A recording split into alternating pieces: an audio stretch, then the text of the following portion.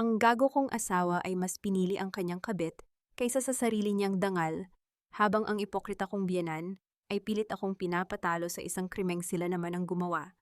Akala nila dahil sa utang na loob ay magpapaalipin ako sa kanilang kasinungalingan hanggang sa mabulok ako sa kulungan. Hindi nila alam habang hawak ko ang panulat para pirumahan ang sarili kong hatol ay inihahanda ko na rin ang lubid na bibigti sa kanilang maruming pangalan. Ilang sandali na lang at magsisimula na ang kanilang katapusan. Sa loob ng marangyang opisina ni Doña Isabela, ang amoy ng mamahaling insenso at pabango ay tila lason na humahalo sa hangin. Nakatayo ako sa gitna ng silid, tinitignan ang bawat antigong gamit na nabili mula sa pawis at dugo ng ibang tao, habang ang liwanag ng kristal na chandelier ay nagpapakita ng bawat guhit ng kasamaan sa mukha ng babaeng nasa harap ko. Pirumahan mo na yan, Teresa. Huwag kang maging makasarili. 1 taon lang naman sa kulungan at paglabas mo garantisadong reyna ka ulit ng pamilyang ito. Isipin mo ang utang na loob mo sa amin. Kung hindi dahil sa perang Elizalde, namatay na ang mga magulang mo sa ospital noon. Ngayon oras na para magbayad ka. Hindi ko tiningnan si Doña Isabela. Ang paningin ko ay nakatuon sa dokumentong nasa ibabaw ng mesa, isang voluntaryong pag-amin na ako bilang Chief Financial Officer ng Elizalde Holdings ang nag-utos ng ilegal na paglilipat ng pondo patungo sa mga offshore accounts. Isang malaking kasinungalingan, isang sakripisyo para iligtas ang kanyang paboritong anak. Bumukas ang pinto at pumasok ang asawa kong si Alejandro. Hindi siya makatingin ng diretso sa akin. Ang kanyang mga kamay ay nanginginig habang mabilis na nagtitipa sa kanyang cellphone. Alam ko kung sino ang kachat niya, ang babaeng binilhan niya ng penthouse gamit ang perang ninakaw niya sa sarili naming kumpanya. "Honey, please, just do this for me," pabulong na sabi ni Alejandro. Ang boses niya ay puno ng peking pagsisisi. "Mom is right. Mabilis lang ang 1 taon. I'll make sure you have everything you need inside. Kapag natapos na ito, we can start over. Please, Teresa, save our family's name." Hindi pa ako nakakasagot nang muling kumatok ang kanyang secretary, si Martha, na may dalang balita na tila isang huling dagok. "Madam, nasa labas na po ang mga media. 5 minuto na lang at kailangan na nating lumabas para sa press conference." Hinihintay na po nila ang official statement ni Mrs. Teresa Elizalde. Ang bawat salita ay tila isang mabilis na suntok sa aking sikmura. Ang pressure mula sa labas, ang kawalang hiyaan ng aking asawa, at ang mapang-aping titig ng aking biyenan ay sapat na para gumuho ang sinumang babae. Ngunit ako si Teresa. Hindi ako ang martir na inaasahan nila. Dahan-dahan kong kinuha ang gintong ballpen. Naramdaman ko ang lamig ng metal sa aking balat. Ang bawat tibok ng aking puso ay kalmado, tila isang makinang nagbibilang ng oras. Inisip ko ang bawat gabi na nanatili akong gising para ayusin ang mga papeles na sinira ni Alejandro. Inisip ko ang bawat pangungutya ni Doña Isabela sa aking pinagmulan. 1 taon ka mo? Tanong ko, ang boses ko ay kasing lamig ng yelo sa gitna ng disyerto. Tumingin ako ng diretso sa mga mata ni Doña Isabela. "At pagkatapos nito, quits na tayo. Wala na akong utang na loob sa inyo." "Yes, of course, you have my word." Mabilis na sagot ng matanda, ang kanyang mga mata ay nagniningning sa tagumpay. "Everything will go back to normal. Just sign it." Ngumiti ako, isang manipis at misteryosong ngiti na hindi umabot sa aking mga mata. Mabilis kong nilagdaan ang dokumento. Ang tunog ng ballpen na gumagasgas sa papel ay tila isang musika sa aking pandinig. Nang matapos, ibinagsak ko ang panulat sa mesa na lumikha ng isang matalim na tunog na umaling-awngaw sa tahimik na silid. "Ayan na, ang inyong kaligtasan," sabi ko habang tinitignan ang dokumento. Agad na kinuha ni Doña Isabela ang papel, tila isang gutom na buwaya na nakakuha ng biktima. Si Alejandro naman ay huminga ng malalim, ang mukha niya ay puno ng relief. Lumapit siya sa akin para yakapin ako, ngunit bago pa man niya ako mahawakan, itinaas ko ang aking kamay. "Huwag mo akong hawakan, Alejandro. May dumi ang kamay mo," malamig kong sabi. Kinuha ko ang aking cellphone mula sa bulsa ng aking coat. Habang abala sila sa pag-aayos ng kanilang mga suot para sa press conference, mabilis kong binuksan ang isang naka-encrypt na app. Pinindot ko ang isang pulang button na may nakasulat na execute. Sa isang saglit, ang malware na itinanim ko sa computer ni Alejandro, 3 gabi na ang nakalilipas, ay nagsimulang gumalaw. Hindi lang ito basta tracking device. Ito ay isang digital na magnanakaw na unti-unting sisipsip sa lahat ng pondo mula sa kanilang mga lihim na account patungo sa isang trust fund na hindi nila kailanman mahahawakan. Tumunog ang cellphone ni Alejandro. Isang notification. Pagkatapos ay isa pa. At isa pa. Kumunot ang kanyang noo habang tinitignan ang screen. Wait, what is this? Bulong ni Alejandro. Mom, something is wrong with the Swiss account access. Hindi ko sila pinansin. Tumayo ako ng tuwid inayos ang aking buhok at dahan-dahang naglakad patungo sa pinto. Martha, buksan mo ang pinto. Handa na akong harapin ang media. Teresa, saan ka pupunta? Hintayin mo kami. Sigaw ni Doña Isabela, ngunit hindi ako tumigil. Nakarating ako sa tapat ng malaking pinto ng hall kung saan naghihintay ang mga mamamahayag. Alam ko na sa oras na bumukas ang pintong ito ang buhay na kinilala ko bilang asawa ni Alejandro Elizalde ay formal nang matatapos. Ngunit sa likod ng aking isipan, may isang boses na nagsasabing ito na ang simula ng aking paghahari. Bago ko itinulak ang pinto, naramdaman ko ang panginginig ng aking cellphone sa aking palad. Isang tawag mula sa isang hindi kilalang numero. Sinagot ko ito nang hindi tumitingin. Handa na ang lahat, Attorney Danilo. Sabi ko sa kabilang linya, ang aking boses ay puno ng awtoridad. Siguraduhin mong walang makakalusot. Gusto kong makita silang bumagsak nang walang kahit isang kusing sa bulsa.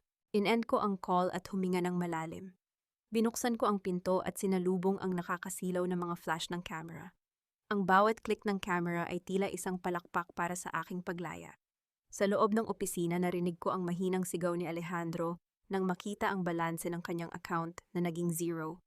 Ngunit huli na ang lahat. Ang bala ay naibitaw na at wala nang makakapigil sa pag-agos ng dugo ng mga Elizalde. Habang naglalakad ako patungo sa podium, isang bagong mensahe ang pumasok sa aking relo mula kay Danilo.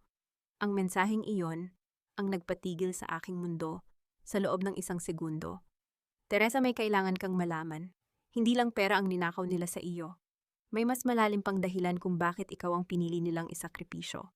Magkita tayo sa simbahan mamaya. Napahigpit ang hawak ko sa aking clutch bag. Anong ibig niyang sabihin? Anong lihim pa ang itinatago ng pamilyang ito? Lumingon ako ng bahagya sa opisina ni Doña Isabela at doon nakita ko si Danilo na nakatayo sa isang madilim na sulok ng hallway. Pinagmamasdan ako ng may kakaibang ngiti sa kanyang mga labi.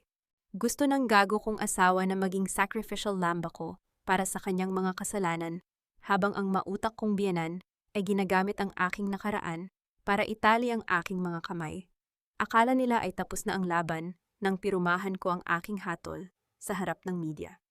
Ngunit sa bawat hakbang ko palayo sa kanilang mansyon, unti-unti kong binabaklas ang pundasyon ng kanilang imperyo at ang abogadong akala ko ay aking tagapagligtas. Hawak niya ang isang katotohanang mas matalim pa sa anumang kutsilyo na itinarak sa aking likod. Ang liwanag ng mga flash ng camera ay tila mga bituing mabilis na namamatay sa bawat pagpikit ko. Huminto ang sasakyan sa tapat ng isang lumang simbahan sa Quiapo, malayo sa marangyang mundo ng Makati, kung saan ako madalas makita. Ang amoy ng kandila at namuong alikabok sa hangin ay sumalubong sa akin pagpasok ko sa loob. Sa pinakahuling row ng mga upuang kahoy, nakaupo si Attorney Danilo. Nakasuot siya ng itim na leather jacket malayo sa formal na itsura niya sa opisina. Ang tunog ng aking mga takong sa batong sahig ay lumikha ng isang mabigat na ritmo na tila nagpapagising sa mga anino sa loob ng simbahan. You took your time, Teresa. Akala ko ay tuluyan ka ng nilamon ng mga Elizalde sa labas ng mansyon, bungad ni Danilo, nang hindi tumitingin sa akin. Hindi ako basta-basta nagpapalamon, Danilo. Alam mo yan, sagot ko habang nauupo sa tabi niya, na natiling diretso ang aking tingin sa altar. Anong ibig mong sabihin sa mensahe mo? Anong lihim ang tinutukoy mo? Lumingon siya sa akin at sa ilalim ng malamlam na ilaw ng simbahan, nakita ko ang isang kakaibang kinang sa kanyang mga mata, isang halo-halo ng galit at pagkagutom sa hustisya. Inilabas niya ang isang luma at kupas na dokumento mula sa loob ng kanyang jacket. Ang akala mo ba ay dahil lang sa fraud, kaya kanila gustong ipakulong? Number Isabela is smarter than that. Ginagawa kanilang panakip butas dahil may isang mas malaking investigasyon ang Bureau of Internal Revenue laban sa kanila. It's not just millions, Teresa. It's billions. At ang lahat ng pirma sa mga dokumentong yon ay ginaya mula sa pirma mo. Naramdaman ko ang paghinto ng daloy ng dugo sa aking mga ugat. Ang bawat hibla ng aking pagkatao ay nanginginig sa galit, ngunit nanatiling formal ang aking pagkakaupo. Ang aking asawa, ang lalaking nangako sa akin ng proteksyon, ay hinayaan ng kanyang ina na nakawin ng aking pagkakakilanlan para sa kanilang pansariling interes. Ito ang listahan ng mga offshore accounts na kailangan mo. Sabi ko sabay abot ng isang maliit na flash drive sa kanya. Lahat ng transaksyon ni Alejandro sa loob ng 3 taon ay niyan. Pati ang mga mamahaling regalo niya sa kabit niya, naka-record lahat. Kinuha ni Danilo ang flash drive. Sa isang mabilis na pagkakataon, habang binubuksan niya ang kanyang pitaka para itago ang drive, may isang bagay na nahulog sa sahig. Isang maliit na litrato. Yumuko ako para pulutin ito, ngunit bago ko pa mahawakan, mabilis itong kinuha ni Danilo. Gayunpaman sapat na ang 1 segundo para makita ko ang nilalaman nito.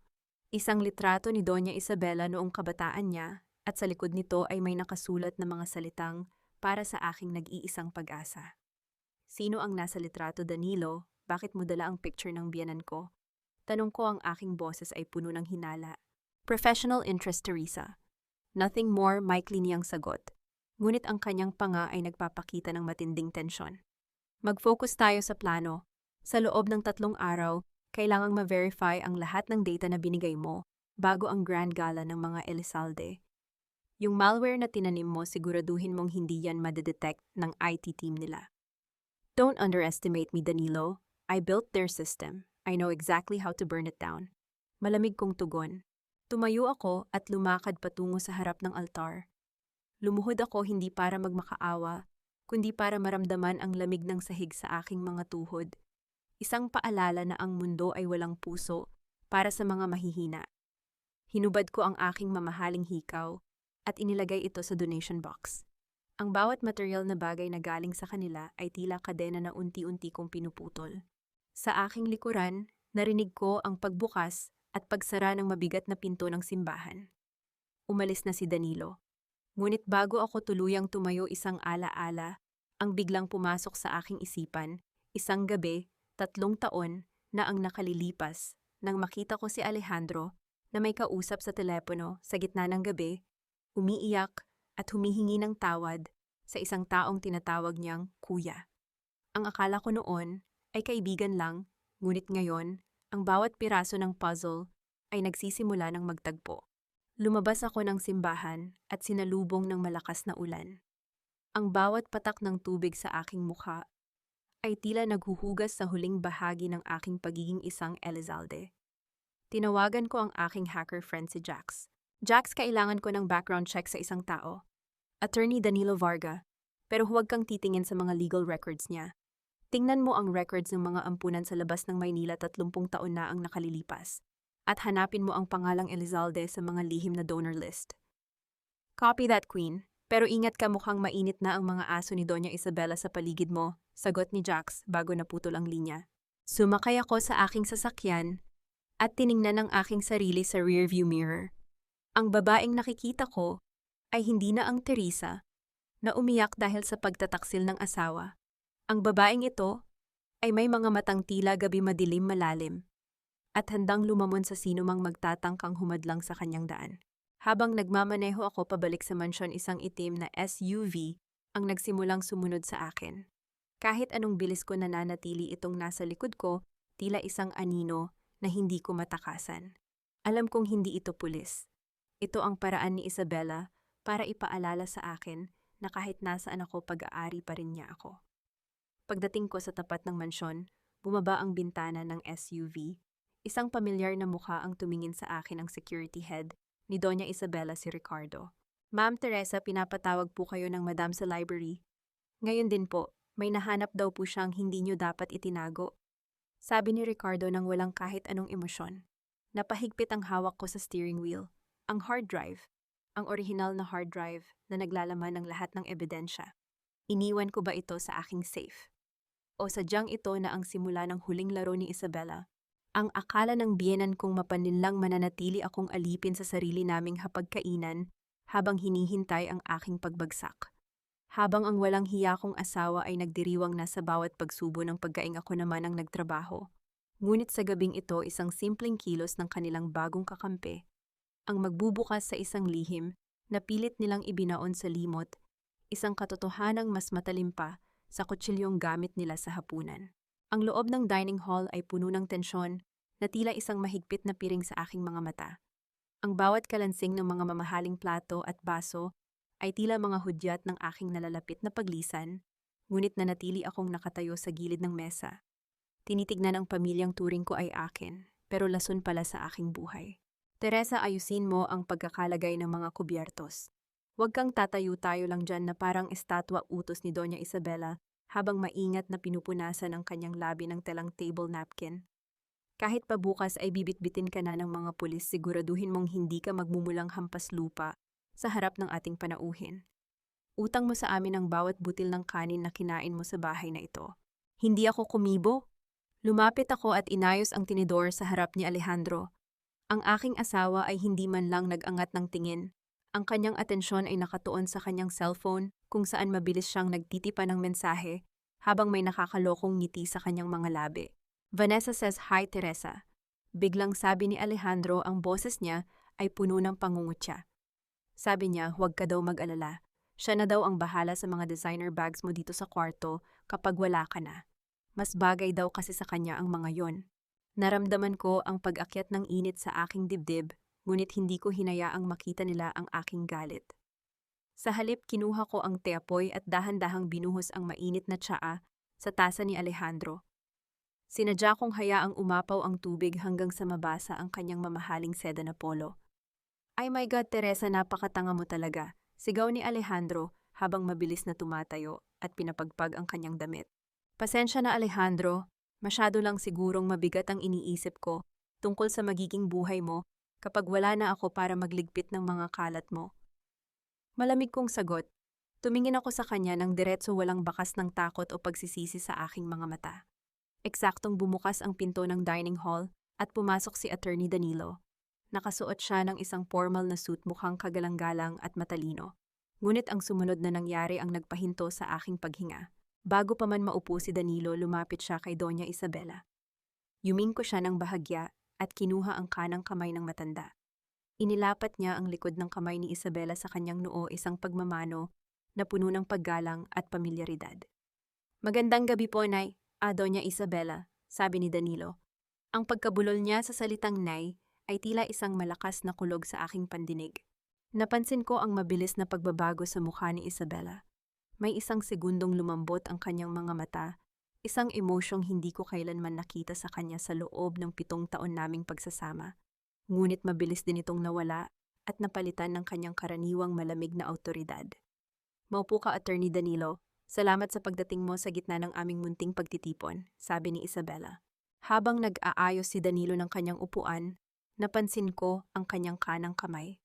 May isang mahabang peklat na tumatagos mula sa kanyang hintuturo hanggang sa kanyang pulso. Isang peklat na pamilyar sa akin dahil nakita ko na ito sa mga lumang retrato ng yumaong asawa ni Isabela, ang lolo ni Alejandro, na sinasabing pinakamalupit sa kanilang lahi. Ang bawat pagkilos ni Danilo ay tila isang replika ng mga Elizalde. Ang paraan ng kanyang paghawak sa baso, ang pagkumpas ng kanyang kamay, habang nagsasalita, lahat ay tila itinuro ng iisang guro. "May problema ba, Teresa? Bakit ganyan ka makatingin sa akin?" Tanong ni Danilo, ang kanyang mga mata ay nanunuri. "Wala naman, Attorney. Napansin ko lang na napakapamilyar ng paraan mo ng paggalang sa biyenan ko. Bihira na ang mga abogadon sa panahon ngayon na nagmamano sa kanilang mga kliyente." Sagot ko habang dahan-dahang inililigpit ang mga pinagkainan. Tumawa ng maikli si Isabela, ngunit ang kanyang tawa ay walang buhay. Si Danilo ay higit pa sa isang abogado, Teresa. Siya ang magsisiguradong mananatiling malinis ang pangalan ng mga Elizalde kahit pa may mga taong pilit itong pinarurumi. Matapos ang hapunan, pilit akong pinapunta ni Isabela sa library para sa isang final legal briefing. Ngunit bago pa man kami makarating doon, nakita ko si Danilo na pumasok sa isang lihim na silid sa ilalim ng hagdan, isang silid na tanging si Isabela lang ang may susi. Dahan-dahan akong sumunod, ang aking mga yapak ay hindi lumilikha ng anumang tunog sa makapal na alpombra. Narinig ko ang mahinang bulungan sa loob. 50% Danilo. Yan ang napagkasunduan natin. Kapag nasa kulungan na si Teresa at nakuha na natin ang lahat ng kanyang assets, ibibigay ko sa iyo ang nararapat na mana mo, sabi ni Isabela. Ang boses niya ay puno ng kasakiman. "Siguraduhin mo lang, Nay. Dahil kung hindi baka mas mauna pa ang press conference ko kaysa sa sentensya ni Teresa. Sagot ni Danilo ang kanyang boses ay tila isang ahas na naglalabas ng lason. Napahawak ako sa pader para hindi matumba. Ang lalaking pinagkatiwalaan ko, ang abogadong akala ko ay tutulong sa akin, ay ang nawawalang anak ni Isabela. Ang lahat ng ito ay isang malaking palabas. Ako ay isang pain lamang para magkasundo ang mag-inang nagtataguan ng lihim sa loob ng maraming taon. Biglang tumunog ang aking cellphone sa loob ng aking bulsa. Isang text message mula kay Jax. Queen kumpirmado na. Si Danilo Varga ay ipinanganak sa isang clinic sa labas ng Maynila, 30 taon na ang nakalilipas. Ang donor ng medical expenses, si Doña Isabela Elizalde mismo. Pero may isa pang nakakagulat na nadiskubre ko. Ang hard drive na hawak ni Danilo may malware din siya na pilit na binubuksan ng iyong private vault. Napangiti ako ng mapait. Ang laro ay naging mas madugo kaysa sa inaasahan ko. Akala nila ay sila ang nagpapaikot sa akin, ngunit hindi nila alam na matagal ko nang binunot ang mga kable ng kanilang mga control. Bumalik ako sa library bago pa nila ako mapansin. Doon nakatayo si Alejandro may hawak na isang baso ng whiskey tinitignan ng isang dokumento ng paglilipat ng ari-arian. Pirumahan mo na ito, Teresa, para matapos na ang lahat ng ito bukas. Sabi ni Alejandro nang hindi tumitingin sa akin. Kinuha ko ang panulat. Tumingin ako kay Danilo na kakapasok lang sa library at kay Isabela na nakaupo sa kanyang trono. Sige, pirumahan natin ito, pero bago yan gusto ko lang malaman. Sino ba talaga ang magbabayad para sa huling hapunan na ito? Inilapat ko ang panulat sa papel, ngunit sa halip na ang aking pangalan, isang simbolo, ang aking iginuhit isang maliit na bungo na may nakasulat na game over. Bago pa man sila makapag-react ang mga ilaw sa buong mansyon, ay biglang namatay.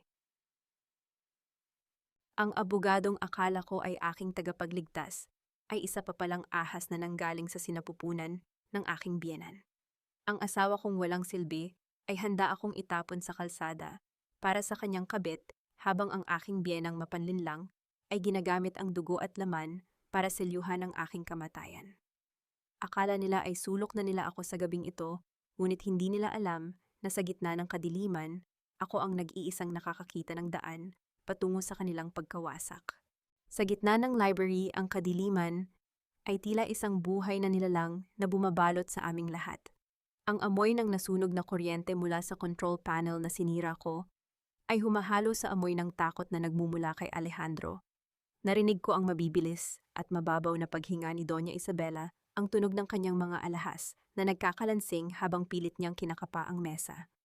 Teresa, anong kalokohan ito? Buksan mo ang ilaw. Sigaw ni Alejandro, ang boses niya ay nanginginig sa takot. Bakit, Alejandro, natatakot ka ba sa dilim?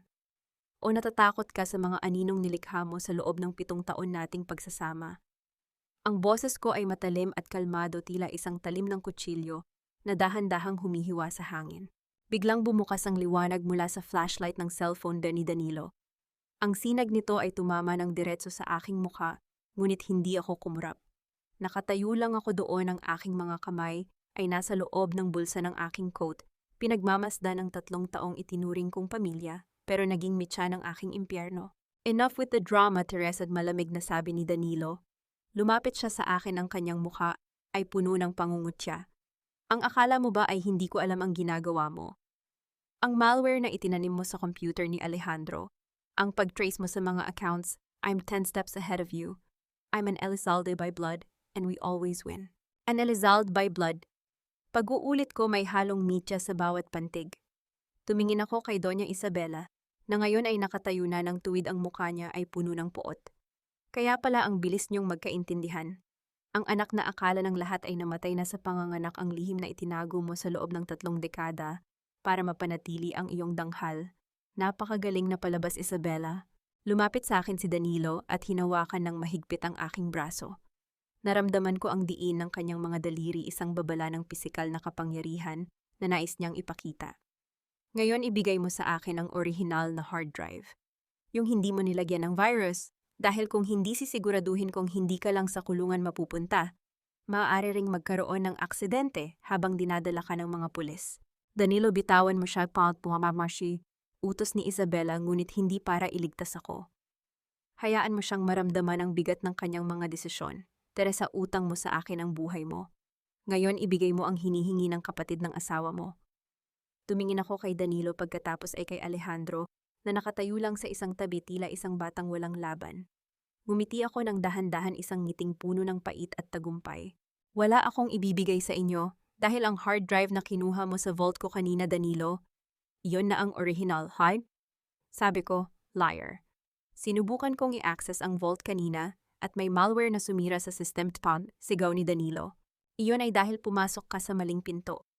Paliwanag ko ang aking boses ay puno ng intelektual na dominasyon. Ang malware na iyon ay hindi para sa akin. Para sa iyo iyon. Sa oras na isinalpak mo ang drive na iyon sa computer mo, lahat ng data mo pati ang mga ebidensya ng iyong illegal na gawain, bago ka pa man dumating sa bahay na ito, ay automatikong na-upload sa cloud. At hulaan mo kung sino ang may password. Bago pa man makasagot si Danilo, ang paligid ng mansyon ay nabalot ng asul at pulang liwanag. Ang tunog ng mga sirena ng pulis ay nagsimulang umalingaw-ngaw mula sa gate. Ang ingay nito ay tila isang hatol na hindi na mababawi. You called the police, bulalas ni Alejandro, ang kanyang mukha ay nawalan ng kulay. Hindi ko sila tinawagan para sa inyo.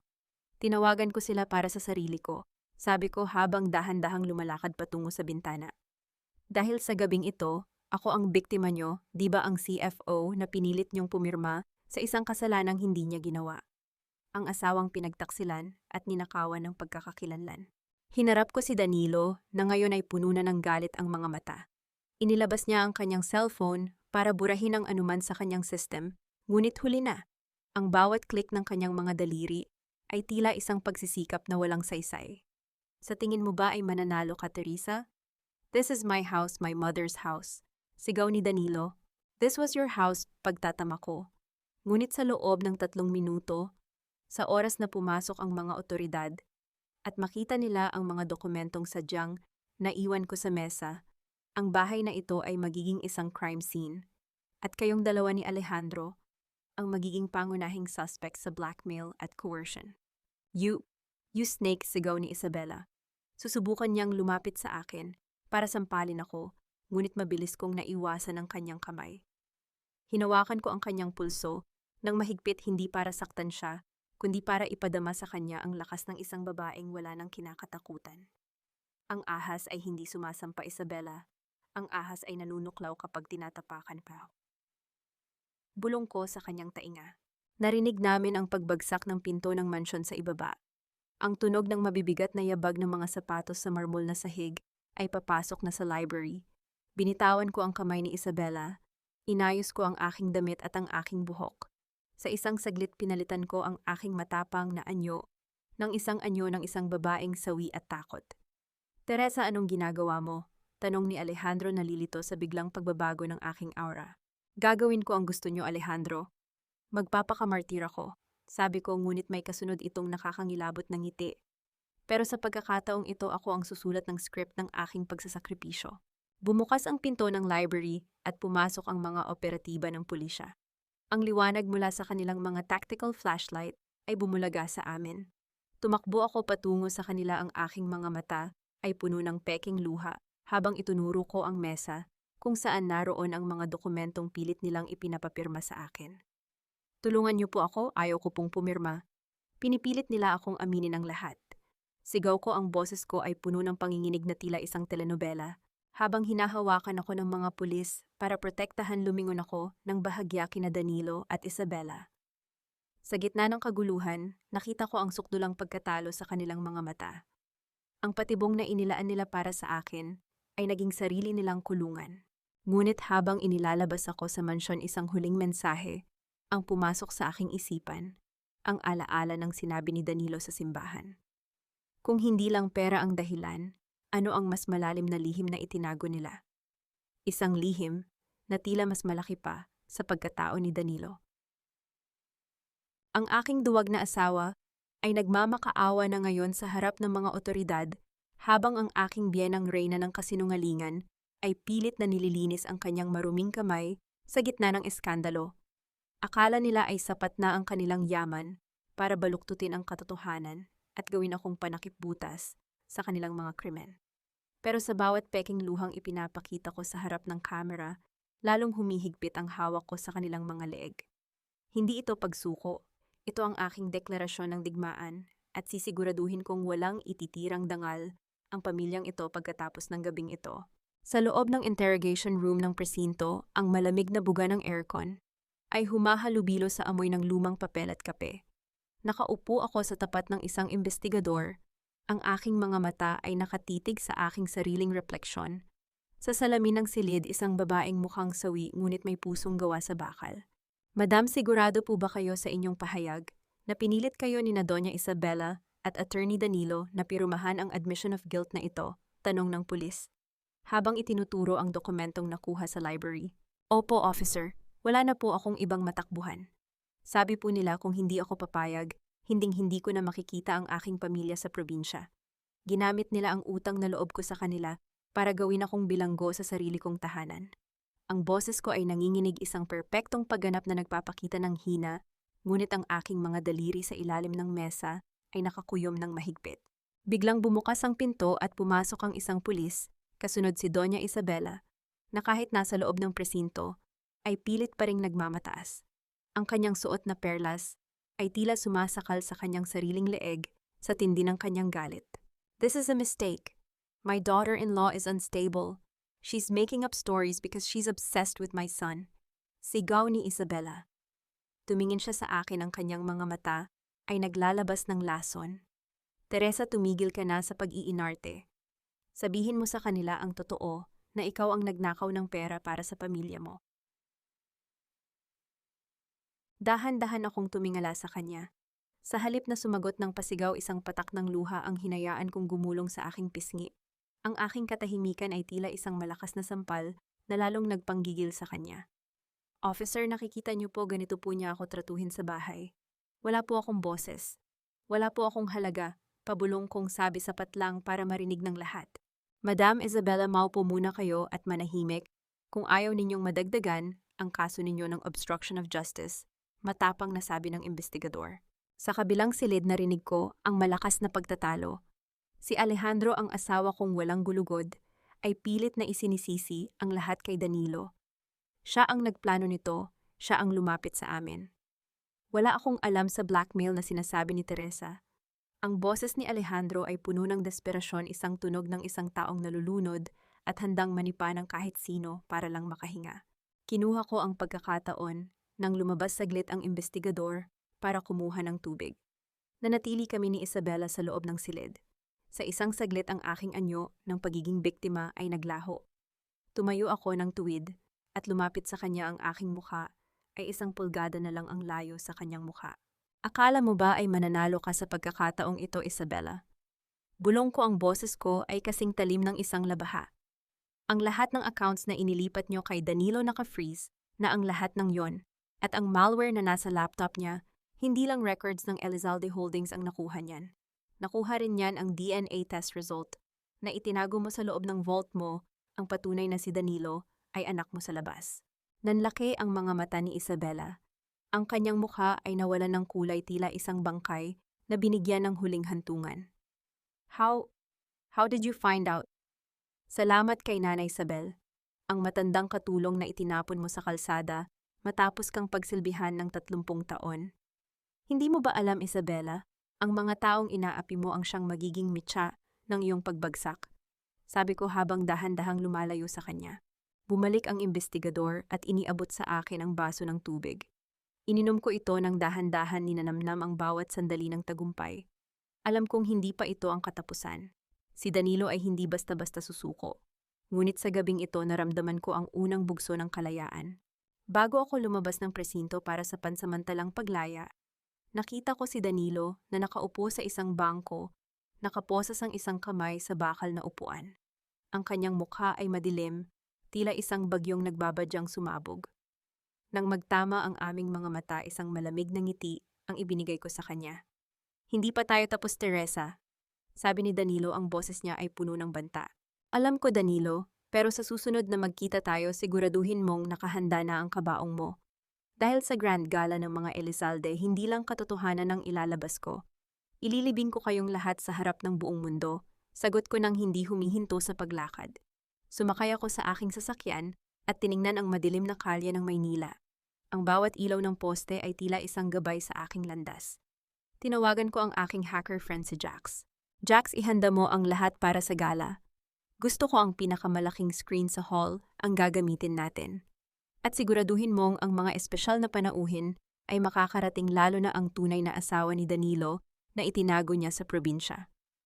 Napahilig ako sa sandalan ng upuan at huminga ng malalim. Ang laro ay papasok na sa huling yugto. Ang Alpha Survivor ay hindi lang basta nakaligtas. Siya na ngayon ang nagpapatakbo ng laro. Ngunit sa gitna ng aking plano, isang tanong ang nananatili sa aking isipan.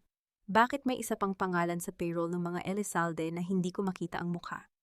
Isang pangalang nakatago sa ilalim ng code na Project Redemption. Gusto ng pamilyang ito na ilibing ako sa hiya at gamitin ang aking katawan bilang panangga sa kanilang mga kasalanan, habang ang aking biyenan ay abala sa pagpapabango ng kanilang pangalan sa harap ng mga elite. Akala nila dahil pansamantala akong nawala sa paningin nila, ay kontrolado na nila ang bawat galaw ng orasan. Ngunit habang abala sila sa pagsuot ng kanilang mga maskara ng karangyaan, suot ko naman ang pulang gown na magsisilbing bandila ng kanilang katapusan. Sa gabing ito, ang grand gala ng mga Elizalde ay hindi magiging isang pagdiriwang, kundi isang formal na paglilibing sa kanilang dangal. Ang loob ng mansyon ng mga Elizalde sa Forbes Park ay muling nabalot ng artipisyal na kagalakan. Ang amoy ng mga sariwang bulaklak na galing pa sa ibang bansa ay humahalo sa amoy ng mamahaling wine at spray ng buhok. Sa gitna ng master bedroom nakatayo si Doña Isabela, sa harap ng isang malaking salamin, maingat na isinusuot ang kanyang emerald necklace, na tila ba ang bawat hiyas nito ay hindi nabahiran ng dumi ng kanilang mga sikreto. Ayusin mo ang kwelyo mo, Alejandro. Huwag kang magmukhang tinalo ng asawa mong hampas lupa. Asik ni Isabela habang tinitingnan ang kanyang anak sa salamin. Nakaayos na ang lahat kay Attorney Danilo. Isang pirma na lang sa harap ng board mamaya at siya na ang tatayong bagong mukha ng kumpanya. Si Teresa, hayaan mo siyang mabulok sa investigasyon. Pero ma'am, paano kung magsalita siya? Paano kung ilabas niya ang tungkol kay Vanessa? Tanong ni Alejandro, ang kanyang boses ay puno ng kaba. Ang kanyang mga kamay ay nanginginig habang pilit na inaayos ang kanyang bowtie. Vanessa is gone, Alejandro. Pinabayaran ko na siya para manahimik at umalis ng bansa. Wala ka nang dapat ipag-alala kundi ang ipakita sa lahat na ikaw ang biktima dito. Malamig na sagot ng matanda. Hindi alam ni Alejandro na sa mga sandaling iyon, ang kanyang mahal na si Vanessa ay hindi lumipad patungong Europa. Sa halip, nasa isang maliit na hotel ito umiiyak dahil nalaman niyang ang lahat ng alahas na ibinigay sa kanya ni Alejandro ay peke, isang huling regalo mula sa akin, bago ko pinalitan ang mga laman ng vault ni Alejandro. Sa kabilang dako ng lungsod, sa loob ng isang madilim na sasakyan, nakatingin ako sa screen ng aking tablet. Kasama ko si Jax na ang mga daliri ay mabilis na lumalaro sa keyboard. Salamat sa aking mga connection sa board na matagal ko nang binubuo ng palihim, nakakuha ako ng pansamantalang paglaya sa ilalim ng isang special investigation status. Ang aking muling paglitaw ay magiging isang bombang sasabog sa gitna ng kanilang kaselebrasyon. Handa na ang feed queen, bulong ni Jax. Ang Project Redemption, nakita ko na ang may-ari ng account. Hindi mo ito paniniwalaan, pero ang pondo ay nanggagaling sa isang kumpanyang matagal nang dineklara na bangkarote ang kumpanya ng mga magulang mo. Naramdaman ko ang biglang paghigpit ng aking dibdib. Ang kumpanya ng mga magulang ko. Ang kumpanyang sinabi ni Isabela na nalugi kaya kailangan niya kaming sagipin. Ang bawat piraso ng puzzle ay nagsisimula ng bumuo ng isang larawang mas madilim kaysa sa inaasahan ko. Hindi lang nila ako ginamit, ninakawan nila ang aking pamilya at ginawa akong pambayad sa sarili naming pera. Ilabas mo ang pula, Jax. Sabi ko, ang aking boses ay puno ng isang mapanganib na kalmado. Isinuot ko ang aking pulang gown, isang disenyo na tila dumadaloy na dugo sa aking katawan. Ang kulay na ito ay hindi para sa kagandahan, ito ay para sa babala. Kinuha ko ang aking itim na maskara at dahan-dahang isinuot. Sa gabing ito, ang biktima ay babalik bilang isang maniningil. Dumating ang sasakyan sa tapat ng hotel kung saan gaganapin ang gala. Ang bawat takbong ng aking sapatos sa pulang alpombra ay tila isang tibok ng pusong naghahanda sa huling laban. Narinig ko ang mahinang tugtog ng orkestra Mula sa loob ng malaking hall, ang tawanan ng mga elite na walang kinalaman sa dumi ng pamilyang Elizalde. Huminto ako sa tapat ng malaking pinto. Ang dalawang bouncer ay tila nag-aalangan, ngunit nang ipakita ko ang aking VIP invitation, ang imbitasyong ipinadala ko sa aking sarili, gamit ang access ni Danilo, ay wala silang nagawa, kundi buksan ang pinto. Sa loob nakatayo sa gitna ng stage si Doña Isabela, hawak ang isang baso ng champagne, habang sa tabi niya ay nakatayo si Danilo na may mapagmataas na ngiti. Ang lahat ng mata ay nakatuon sa kanila, handang makinig sa anunsyo ng bagong tagapagmana. Isang malaking karangalan para sa pamilya Elizalde, na ipakilala ang taong magdadala sa atin sa bagong antas ng tagumpay. Panimula ni Isabela, ang kanyang boses ay umaling-awngaw sa buong hall. Dahan-dahan akong naglakad sa gitna ng aisle. Ang tunog ng aking mga takong sa marmol ay tila isang interrupting beat sa kanta ng orchestra. Isa-isang lumingon ang mga panauhin.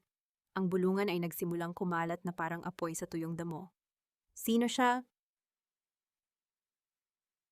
Napakaganda ng suot niya, pero bakit siya nakamaskara? Huminto ako sa gitna ng hall, eksaktong 10 metro mula sa stage. Itinaas ko ang aking mukha at dahan-dahang tinanggal ang aking maskara.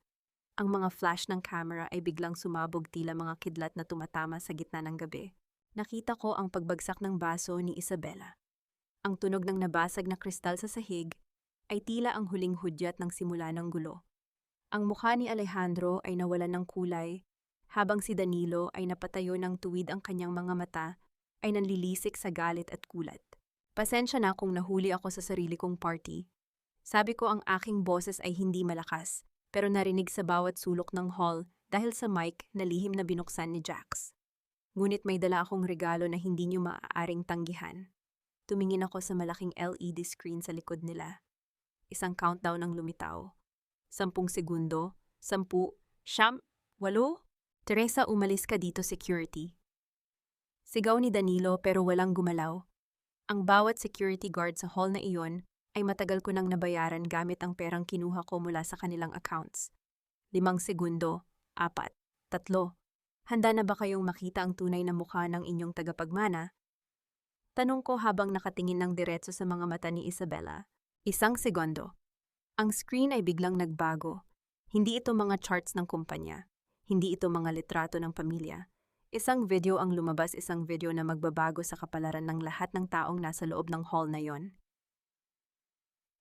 Ang akala ng biyenan kong ipokrita ay maililibing niya ang katotohanan sa ilalim ng kanyang mga mamahaling hiyas, habang ang bago niyang tagapagmana ay naghahanda ng lasunin ang bawat sulok ng kumpanyang kinuha nila sa aking mga magulang. Ngunit sa gabing ito, sa harap ng lahat ng taong tinitingala nila ako mismo, ang hihila sa kurtina ng kanilang kasinungalingan. Wala ng takas, wala ng palusot. Ang bawat luhang pilit kong itinago ay magiging apoy na lalamon sa kanilang maruming dangal. Ang katahimikan sa loob ng Grand Ballroom ay tila isang mahigpit na lubid na nakapulupot sa leeg ng bawat panauhin. Ang tanging naririnig ay ang mahinang ugong ng aircon at ang mabilis na paghinga ni Doña Isabela. Ang malaking LED screen sa likod niya ay nagsimulang magpakita ng mga dokumentong kulay dilaw na sa kalumaan ang orihinal na titulo ng ari-arian ng aking mga magulang na sadyang kinalimutan ng kasaysayan. "Eye of Neo yan," sabi ko, "Eye of Neo yan." Sigaw ni Doña Isabela, ang kanyang boses ay tila isang basag na kampana na pilit na umaalingawngaw sa karangyaan. Tumingin siya sa mga technician, ngunit gaya ng inaasahan, walang sino man ang gumalaw. Ang bawat tao sa control booth ay mga tauhan ni Jax na matagal ko nang itinanim sa hotel na ito. "Bakit, Doña Isabela, masyado ba itong maliwanag para sa iyong mga Esmeralda?" Ang boses ko ay kalmado, tila isang banayad na simoy ng hangin bago ang isang malakas na bagyo. Nagpatuloy ako sa paglakad patungo sa stage. Ang bawat hakbang ng aking pulang takong ay tila isang matalim na hatol sa marmol na sahig. Nagbago ang imahe sa screen. Ngayon isang video recording naman ang lumabas. Ito ang tagpo sa library noong nakaraang gabi, ang pagmamano ni Danilo kay Isabela at ang kanilang pag-uusap tungkol sa 50% mana kapalit ng aking pagkakakulong. Ang mukha ni Danilo sa screen ay puno ng kasakiman, malayo sa imahe ng isang kagalang-galang na abogado. "Naisiguraduhin mo lang na kapag nasa kulungan na si Teresa akin, na ang lahat Ang boses ni Danilo sa video ay narinig ng lahat malinaw at walang bahid ng pag-aalinlangan. Ang mga bulong-bulungan sa hall ay tila isang dagat na nagsimulang magwala. Ang hiya, ang pinakamatinding parusa para sa mga elite ng Forbes Park, ay nagsimulang lumamon sa pamilya Elizalde. Nakita ko ang ilang mga kilalang negosyante na dahan-dahang lumalayo sa kinaroroonan ni Alejandro, tila ba ang kanilang pangalan ay isang nakakahawang sakit. This is edited fake news yan to sigaw ni Alejandro pilit na lumalapit sa akin. Ang kanyang mukha ay pulang-pula sa galit at kahihiyan. Teresa, anong akala mo sa sarili mo? Sinisira mo ang pamilyang bumuhay sa iyo. Hindi ko siya tiningnan. Ang tingin ko ay nakatutok kay Danilo, na ngayon ay dahan-dahang bumababa mula sa podium. Ang kanyang mga mata ay nanlilisik, tila isang ahas na nakahanap ng kanyang biktima. Hindi ko sinisira ang pamilyang ito, Alejandro. Kayo ang sumira sa sarili niyo nung sandaling tratuhin niyo ako bilang isang gamit na maaaring itapon. Sabi ko habang nakatayo na sa harap mismo ng stage. Biglang humarap si Danilo sa mga panauhin, isang mapanganib na ngiti ang sumilay sa kanyang mga labi. Akala mo ba ay natalo mo na ako, Teresa? Sa tingin mo ba ay itong video lang ang alas ko? Inilabas ni Danilo ang isang makapal na folder mula sa loob ng kanyang tuxedo. Sa gabing ito, bago pa man magsimula ang palabas na ito, pinirmahan na ni Doña Isabela ang deed of absolute sale ng lahat ng kanyang shares sa pangalan ko. Kahit anong dumi ang ilabas mo, ako pa rin ang may-ari ng Elizalde Holdings. At ang unang gagawin ko bilang CEO ang sampahan ka ng kasong libel at cybercrime na hinding-hindi mo matatakasan. Isang malakas na tawanan ang pinakawala ni Danilo, isang tunog na puno ng kumpiyansa. Tumingin siya kay Isabela na tila ba hihingi ng kumpirmasyon, ngunit ang matanda ay nakatulala lang sa screen kung saan lumabas ang isang bagong dokumento. Isang DNA test result na may tatak ng National Bureau of Investigation. Basahin mo ang susunod na slide, Danilo Mo. Pabulong kong sabi. Ang screen ay nagpakita ng isang litrato ng isang babaeng nasa probinsya may kargang sanggol at sa tabi nito ay ang pangalan ni Danilo Varga. Ngunit ang mas ikinagulat ng lahat ay ang pangalan ng ama sa birth certificate na nakalantad, hindi ito ang yumaong asawa ni Isabela. Ito ay ang driver ng mga Elizalde na pinatay 30 taon na ang nakalilipas dahil sa isang aksidente. Ang katahimikan sa hall ay naging mas mabigat. Ang pagiging Elizalde by blood ni Danilo ay isang malaking kasinungalingan. Siya ay bunga ng isang bawal na relasyon na pilit na itinago ni Isabela sa ilalim ng pangalang Elizalde para hindi mawala ang kanyang hawak sa yaman ng pamilya. You lied to me. Baling ni Danilo kay Isabela, ang kanyang boses ay puno ng panginginig. Sabi mo ako ang tunay na tagapagmana. Sabi mo dugo ako ng asawa mo. Wala kang dugo ng mga Elizalde, Danilo.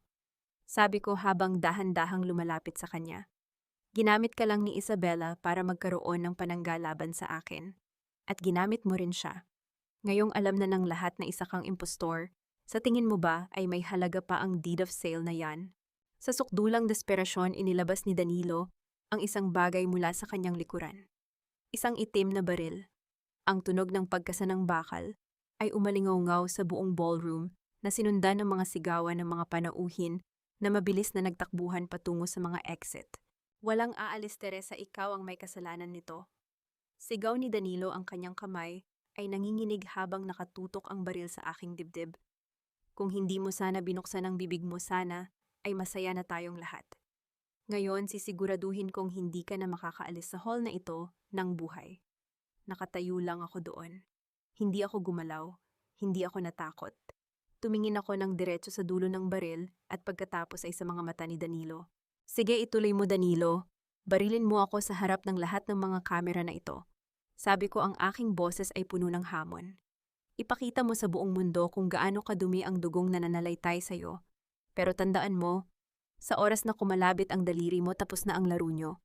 Wala nang Elizalde, wala nang yaman, puro kahihiyan na lang ang ititira ko sa inyo. Biglang bumukas ang malaking pinto sa likod ng hall. Isang grupo ng mga armadong lalaki na naka-uniforme ng NBI ang mabilis na pumasok ang kanilang mga boses ay umaalingaw-ngaw sa pag-uutos na ibaba ang armas. Ang isang pirasong papel ay sapat na pala upang patayin ang lahat ng pangarap na binuo sa loob ng maraming taon. Nanginginig ang mga binti ni Teresita habang dahan-dahan siyang bumababa patungo sa madilim na kusina ng mansyon. Ang ultrasound picture ay maingat niyang itinago sa loob ng kaniyang suot na blusa, tila isang mainit na uling na humihirap sa kaniyang balat. Sa bawat hakbang niya sa engrandeng hagdanan na yari sa naratila, naririnig niya ang bawat tibok ng kaniyang puso na nagtatanong kung bakit siya umabot sa ganitong punto. Sa sulok ng kusina, nakita niya ang isang matandang babae na abala sa pagpupunas ng mga mamahaling plato. Si Auntie Chato ang pinakamatandang katulong sa bahay ng mga ilustre, ang tanging taong hindi tumitingin sa kanya nang may panghahamak. Nang marinig ng matanda ang yabag ni Teresita, agad itong lumingon. Ang bawat kunot sa mukha ni Auntie Chato ay tila may dalang kwento ng pagtitiis. Nang makita niya ang namamagang pisngi ng dalaga at ang mga sugat sa kamay nito, binitawan niya ang hawak na pamunas at mabilis na lumapit. Naku Teresita, anong nangyari sa iyo anak? Ang pisngi mo lalong namula. Bulong ng matanda, ang kaniyang boses ay puno ng tunay na pag-aalala. Hindi na nakapagsalita si Teresita. Ang kaniyang mga balikat ay nagsimulang manginig at ang mga luha na kanina pa niya pinipigilan ay dahan-dahang gumuhit sa kaniyang pisngi bago ito tuluyang sumipsip sa tela ng kaniyang damit. Walang anumang tunog ng paghikbi ang lumabas, tanging ang mabigat at mabilis na paghinga na nagpapakita ng kaniyang matinding pagsisikap na manatiling matatag.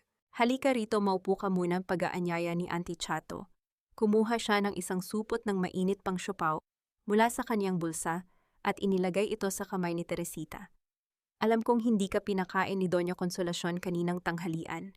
Kumain ka muna, pampalakas ng loob. Ang init ng siopaw sa kaniyang palad ay tila isang milagro sa gitna ng kaniyang giniginaw na mundo. Kagat-kagat ang kaniyang labi, kumuha si Teresita ng maliit na piraso at kinain ito. Ang simpleng pagkilos na yon, ang maliit na kabutihang ipinakita ng isang kapwa mahirap, ang nagbigay sa kanya ng lakas upang magsalita. Auntie, bakit ganito sila? Lahat na lang ba ng sakripisyo ko hindi sapat? Tanong ni Teresita, ang kaniyang tinig ay basag. Tumingin si Auntie Chato sa paligid upang siguraduhing walang nakikinig bago siya lalong lumapit kay Teresita. Ang kanyang mga mata ay naging seryoso at puno ng babala. Teresita, makinig ka sa akin. Huwag kang masyadong magtitiwala sa mga nakikita mo rito. Kagabi noong inutusan akong magdala ng kape sa library, narinig ko silang mag-ina. May pinag-uusapan silang malaking transaksyon sa Sato Holdings. Mahinang simula ng matanda. Napatigil sa pagnguya si Teresita. Ang pangalan ng kumpanya ng kaniyang ama ay tila isang kuryente na dumaan sa kaniyang buong katawan. Anong transaction, Auntie? Hindi ko masyadong naintindihan ang mga technical na salita, pero narinig kong sinabi ni Kenichi na yung mga dokumentong pinapirmahan at pinaayos niya sa iyo sa bodega ay hindi talaga para sa relief goods. Ginamit nila ang pangalan mo at ang lagda mo bilang front para mag-divert ng pondo mula sa Sato Holdings patungo sa isang dummy account sa ibang bansa. Sinasabotahe nila ang proyekto ng tatay mo, Teresita. Pagpapatuloy ni Auntie Chato, ang kaniyang boses ay nanginginig sa takot para sa dalaga. Nanlamig ang buong pagkatao ni Teresita. Naalala niya ang mga makakapal na folder na kaniyang inayos sa gitna ng pagod at antok sa bodega. Akala niya ay tumutulong siya upang isalba ang negosyo ng kaniyang mapapangasawa. Ngunit ang totoo, siya mismo ang naging kasangkapan upang nakawan ang sarili niyang pamilya. Ginagamit ni Kenichi ang kaniyang pag-ibig upang wasakin ang imperyong pinaghirapan ng kaniyang ama. So they're not just cheating on me. They're stealing from my father using my own hands. Bulong ni Teresita, ang kaniyang boses ay naging kasing lamig ng semento sa ilalim ng kaniyang paa. Kailangan mong mag-ingat, anak. Ang mga ilustre ay parang mga ahas na nakasuot ng ginto. Kapag wala na silang mapapala sa'yo, hindi ka lang nila itatapon, sisiguraduhin nilang ikaw ang sisisihin sa lahat ng mawawalang pera, babala ni Auntie Chato habang hinahaplos ang kamay ng dalaga. Isang matinding galit ang biglang sumiklab sa kaibuturan ng puso ni Teresita. Ang kaniyang mga mata na kanina ay puno ng luha ngayon ay naglalabas ng isang kakaibang liwanag, isang liwanag na punong-puno ng determinasyon. Hindi na siya ang Teresita na martir. Hindi na siya ang babaeng iiyak na lang sa sulok kapag sinasaktan. Dahan-dahan niyang inilabas ang ultrasound picture mula sa kaniyang blusa at ipinakita ito kay Auntie Chato. Ang matanda ay napasinghap at napakapit sa kaniyang dibdib nang makita ang larawan. Pati ba naman ito? Hindi makapaniwalang wika ng matanda. Opo, auntie, pero hayaan niyo sila. Hayaan niyong isipin nilang panalo sila. Ani Teresita, isang mapait na ngiti ang gumuhit sa kaniyang mga labi. Bukas sa harap ng altar ibibigay ko sa kanila ang regalong hinding-hindi nila malilimutan. Ngunit sa kabila ng kaniyang tapang, may isang bagay pa ring gumugulo sa isip ni Teresita.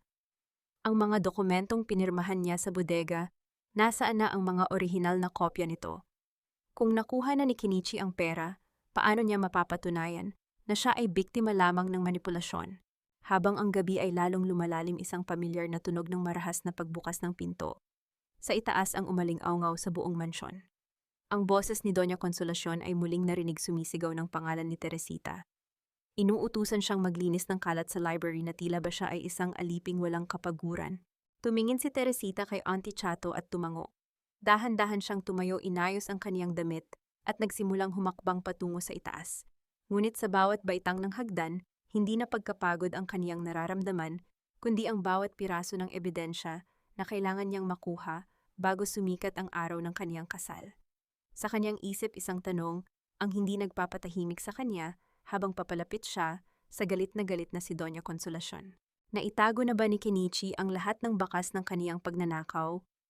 O may naiwan siyang isang pagkakamali na magiging mitya ng kanilang pagkawasak? Ang akala ng mga Elizalde ang pera nila ang magliligtas sa kanila mula sa kahihiyang ito, pero hindi nila alam ang bawat sentimo na ninakaw nila sa pamilya ko ay naging mitya na ng kanilang sariling paglubog.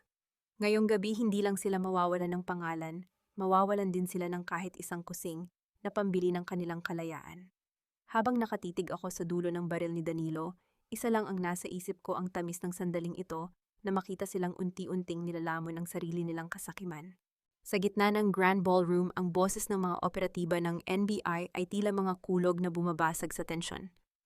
Ibaba mo ang armas, Danilo Varga, napapaligiran ka na. Ang sigaw na umalingaw-ngaw na sinundan ng tunog ng mabibilis na yabag ng mga sapatos sa marmol na sahig. Nanginginig ang kamay ni Danilo. Ang kanyang mga mata ay palipat-lipat sa akin at sa mga papalapit na awtoridad. Sa isang saglit nakita ko ang pagguho ng kanyang kumpiyansa. Hindi niya inasahan na ang gabing dapat ay kanyang koronasyon ay magiging simula ng kanyang pagkakakulong.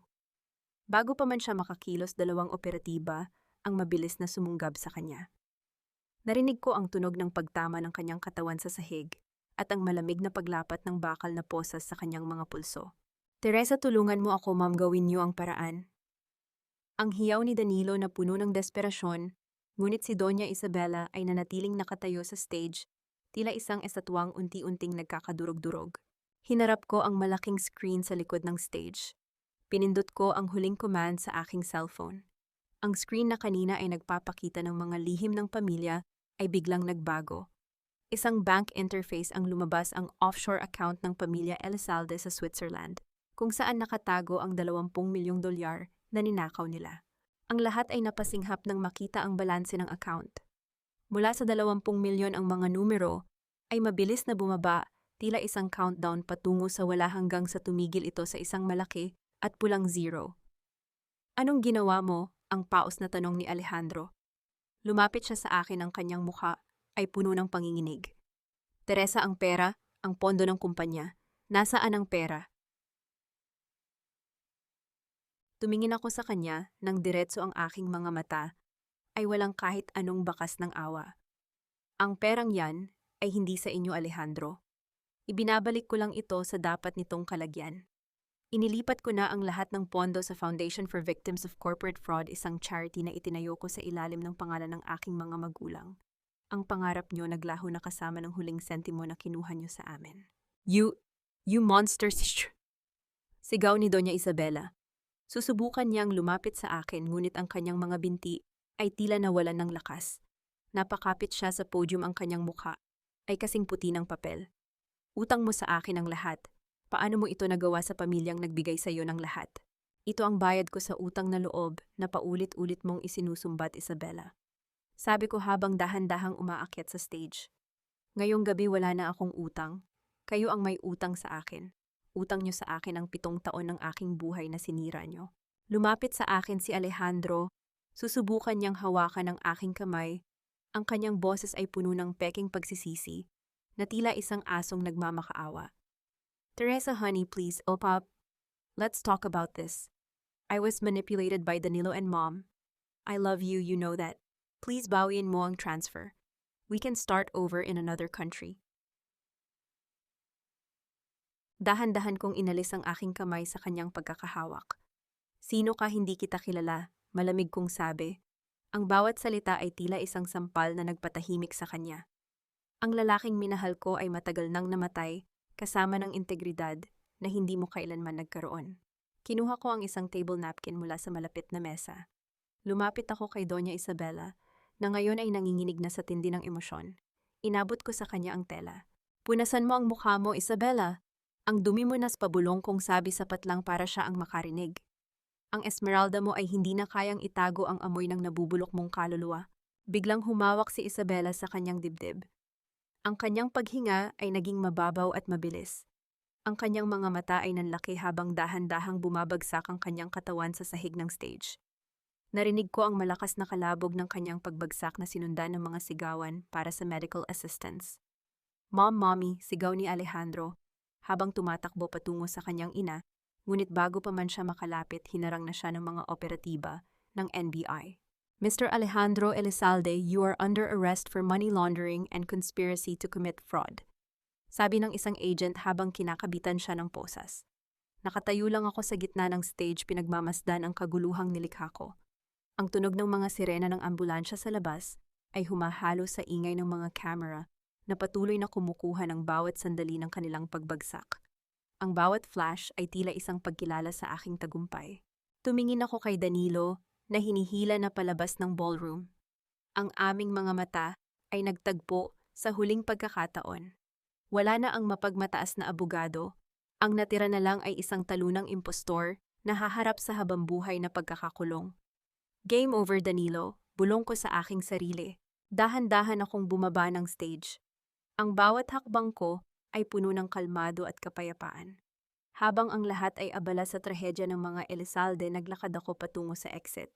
Sa gitna ng hallway nakita ko si Nanay Isabel na nakatayo sa isang sulok, nakasuot ng simpleng damit at may mga matang puno ng luha ng kagalakan. Tumango ako sa kanya, isang tahimik na pasasalamat para sa lahat ng impormasyon. Binuksan ko ang pinto ng hotel at sinalubong ang malamig na hangin ng gabi. Huminga ako ng malalim, ang unang hinga ng isang malayang babae. Ngunit bago ako makarating sa aking sasakyan, isang itim na envelope ang nakita ko sa upuan ng driver. Walang pangalan ng sender. Binuksan ko ito at binasa ang isang sulat na muling nagpabilis ng tibok ng aking puso. Ang 20 milyon ay simula pa lang, Teresa. Pero nakalimutan mo ang pinakamahalagang dokumento na nasa ilalim ng Project Redemption, ang katotohanan tungkol sa iyong tunay na ama. Napahawak ako sa pinto ng sasakyan. Ang aking tunay na ama. Ang akala ko ay kilala ko na ang aking nakaraan. Pero tila may isa pang lihim na mas malalim at mas masakit na naghihintay sa akin sa gitna ng dilim. Ang katarungan ay hindi lamang tungkol sa pagpapakulong sa mga nagkasala, kundi tungkol din sa pagbawi sa sariling katahimikan. Habang ang aking biyenan ay nakahiga ngayon sa puting kama ng ospital, walang magawa at hindi makapagsalita, ramdam ko ang huling bugso ng kanyang pagkatalo. Wala ng Elizalde Holdings. Wala ng imperyong itatayo sa kasinungalingan. Ako na ang may hawak ng panulat na susulat sa huling pahina ng kanilang madilim na kasaysayan. At sa pagkakataong ito, wala ng puwang ang kanilang mga manipulation. Ang amoy ng antiseptic at malakas na buga ng aircon sa loob ng VIP room ng ospital ay tila sumasakal sa natitirang dangal ng pamilya Elizalde. Nakatayo ako sa tapat ng kama kung saan nakahiga si Doña Isabela. Ang kanyang mga mata na dati ay puno ng apoy at pagmamataas ay nakatitig ngayon sa kisame ng walang direksyon. Ang kalahati ng kanyang mukha ay bahagyang nakalaylay dahil sa stroke, isang malupit na biro ng tadhana para sa isang babaeng ginugol ang buong buhay sa pagpapanatili ng perpektong imahe. Ang ritmo ng monitor na nagbabantay sa kanyang puso ay ang tanging tunog na bumabasag sa katahimikan ng silid. Dahan-dahan akong lumapit at hinawakan ang puting kumot na tumatakip sa kanya. Naalala ko kung paanong ang parehong mga kamay na ito ay nagsilbi sa kanya nagluto ng kanyang paboritong pagkain. at nag-ayos ng kanyang mga gamit sa loob ng 7 taon. Isabella, narinig mo ba ang balita? Bulong ko, ang boses ko ay kalmado at puno ng malalim na awa. Ang mansion sa Forbes Park ay nakaselyo na. Ang mga gamit mo, ang mga antigong koleksyon na ipinagmamalaki mo ay isa sa ilalim na sa auction para pambayad sa mga utang ng kumpanya. Wala nang natira, Isabella, kahit ang pangalang Elizalde ay itinuturing na ngayong lason sa mundo ng negosyo. Nakita ko ang paggalaw ng kanyang mga mata, pilit na tumitingin sa akin, pilit na nagsusumamo, o marahil ay nagmumura pa rin sa isip. Ngunit walang salitang lumalabas sa kanyang mga labi. Ang kanyang dila na dati ay kasing talim ng labaha sa panglalait sa akin, ay wala nang silbi ngayon. Inilabas ko ang isang folder mula sa aking bag, at inilapag ito sa bedside table sa tabi ng kanyang mga mamahaling gamot. Iyan ang divorce papers na pinirmahan na ni Alejandro sa loob ng kulungan. Sa wakas, malaya na ako. At iyan din ang liquidation papers ng inyong mga ari-arian. Sa loob ng ilang araw, ang silid na ito ang magiging huling marangyang lugar na matitirhan mo bago ka ilipat sa isang charity ward. Kinuha ko ang aking wedding ring mula sa aking daliri. Pinagmasdan ko ang nagniningning na brilyante nito, isang simbolo ng pangakong binuo sa kasinungalingan. Dahan-dahan ko itong ibinagsak sa ibabaw ng folder. Ang tunog ng metal na tumama sa papel ay tila ang huling tuldok sa aking buhay bilang asawa ni Alejandro. Ibigay mo ito kay Alejandro kapag dinalaw ka niya, kung dadalawin ka pa niya. Dahil ayon sa mga balita, abala siya sa pakikipag-away kay Danilo sa loob ng selda. Nagsisisihan sila kung sino ang may kasalanan sa inyong pagbagsak. Nakakatawa, di ba ang 2 mong anak ay nagpapatayan na ngayon sa dumi ng inyong mga lihim? Isang luha ang gumulong sa pisngi ni Isabella. Hindi ko alam kung yon ay luha ng pagsisisi o luha ng galit dahil wala na siyang kapangyarihan. Ngunit para sa akin, hindi na yon mahalaga. Bago ako lumabas, tumigil ako sa pinto. Isang huling bagay, Isabella. Yung Project Redemption, nahanap ko na ang simula ng sinulid. Kung totoo ang nakasulat sa sulat na natanggap ko na ang tatay ko ay hindi namatay sa aksidente, kundi dahil sa utos mo, sisiguraduhin kong ang huling sandali ng buhay mo ay gugugulin mo sa pagsisisi. Lumabas ako ng ospital at sinalubong ng mainit na sikat ng araw. Sa parking lot, nakita ko si Nanay Isabel na naghihintay sa loob ng aking sasakyan. Ang matanda ay mukhang payapa na ngayon, malayo sa takot na nakita ko sa kanyang mga mata noon sa mansyon. Nanay Isabel, handa na po ang tiket nyo papuntang Iloilo.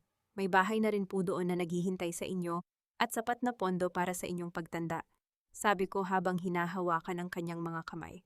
Salamat, Teresa. Salamat dahil binigyan mo ako ng pagkakataong itama ang mga mali ko noon. Emotional na sagot ng matanda. Pero mag-ingat ka, anak. Ang katotohanan tungkol sa iyong ama, mas malalim pa yan kaysa sa kayamanang nakuha mo sa mga Elizalde. Tumango ako at pinanood ang pag-alis ng sasakyang maghahatid kay Nanay Isabel sa paliparan. Ngayong settle na ang lahat sa mga kaaway ko, isa na lang ang natitirang misyon ko. Binuksan ko ang itim na envelope na natanggap ko kagabi. Sa loob nito ay may isang lumang susi at isang address sa isang abandonadong bodega sa pier. Sa likod ng susi, may nakaukit na maliit na pangalan, Elara, ang pangalan ng aking ina. Naramdaman ko ang mabilis na pagtibok ng aking puso. Ang laro ay tapos na para sa mga Elizalde, ngunit para sa akin ang tunay na paglalakbay sa aking pagkatao ay nagsisimula pa lamang. Sino ba talaga ang aking ama? At bakit kailangang dumanak ang dugo para lamang itago ang kanyang pagkakakilanlan? Pinaandar ko ang aking sasakyan at mabilis na tinahak ang daan patungo sa address na nasa sulat. Habang tumatakbo ang sasakyan, naramdaman ko ang bigat ng isang bagong panganib na naghihintay sa dilim. Hindi ito tungkol sa pera o kapangyarihan. Ito ay tungkol sa dugo. Ang akala kong katapusan ay simula pa lang pala ng isang mas masakit na katotohanan. Akala ko ay nakuha ko na ang lahat ng hustisya nang makita ko ang mga Elizalde na gumagapang sa dumi. Pero ang pinakamalaking kasinungalingan ay hindi pala galing sa kanila, kundi sa sarili kong dugo. Sa gabing ito, habang hawak ko ang susi sa aking nakaraan, handa na akong harapin ang aninong matagal nang nagmamasid sa akin mula sa dilim. Hindi sapat ang pera at kapangyarihan. Ang kailangan ko ay ang katotohanang matagal nang ipinagkait sa akin. Ang amoy ng kalawang at alat ng dagat ay sumalubong sa akin. Pagbaba ko ng sasakyan sa abandonadong pier, ang kadiliman sa paligid ay binabasag lamang ng aandap-andap na ilaw mula sa malalayong poste. Sa tapat ko ay ang lumang bodega, isang higanteng bakal na tila naghihintay na lamunin ako. Ang tunog ng mga alon na humahampas sa mga haligi ng pantalan ay tila isang babala na hindi ko dapat baliwalain. Hinawakan ko ng mahigpit ang lumang susi sa loob ng aking palad. Ang bawat hakbang ko sa magaspang na semento ay naglilikha ng mahinang ingay na tila ba binibilang ang bawat segundo ng aking pag-aalinlangan. Ngunit wala nang urungan. Ang Alpha Survivor ay hindi tumitigil hanggat hindi nasasaid ang huling patak ng katotohanan. Pagdating sa tapat ng maliit na pinto sa gilid ng bodega, isinalpak ko ang susi. Ang tunog ng pag-ikot ng lumang mekanismo ay nagpahiwatig ng tagumpay. Dahan-dahan kong itinulak ang pinto. Ang tunog ng bakal na kumakaskas sa sahig ay umalingaw-ngaw sa katahimikan ng gabi. Pagpasok ko, bumungad sa akin ang isang maliit na silid na puno ng mga kahon at lumang kagamitan. Sa gitna ng silid may isang itim na filing cabinet na may nakasulat na pangalang Elara. Binuksan ko ang cabinet. Sa loob nito ay may isang makapal na folder na may tatak na Project Redemption. Habang binabasa ko ang mga dokumento sa loob, naramdaman ko ang unti-unting paglamig ng aking mga kamay. Ang Project Redemption ay hindi plano ni Isabela para sa kanyang sarili. Ito ay ang huling habilin ng aking tunay na ama, si Roberto Valderrama, ang tunay na nagmamay-ari ng lupang kinatitirikan ng imperyo ng mga Elizalde. Roberto Valderrama, bulong ko sa hangin. Ayon sa mga dokumento, si Roberto ay pinatay ni Isabela at ng kanyang yumaong asawa upang makuha ang kanyang mga ari-arian. Ngunit bago siya mamatay, nagawa niyang itago ang sapat na ebidensya at pondo sa ilalim ng pangalan ko sa pag-asang balang araw ay mababawi ko ang lahat. Ang pag-ampon sa akin ni Isabela ay hindi dahil sa awa. Ito ay isang taktika upang masiguradong ang lahat ng dokumentong nasa pangalan ko ay mananatili sa ilalim ng kanyang kontrol. Biglang may narinig akong mahinang yabag sa labas ng silid. Ang tunog ng mga sapatos na lumalakad sa tuyong dahon at buhangin ay nagpahinto sa aking paghinga. Mabilis kong kinuha ang folder at isinilid sa aking bag.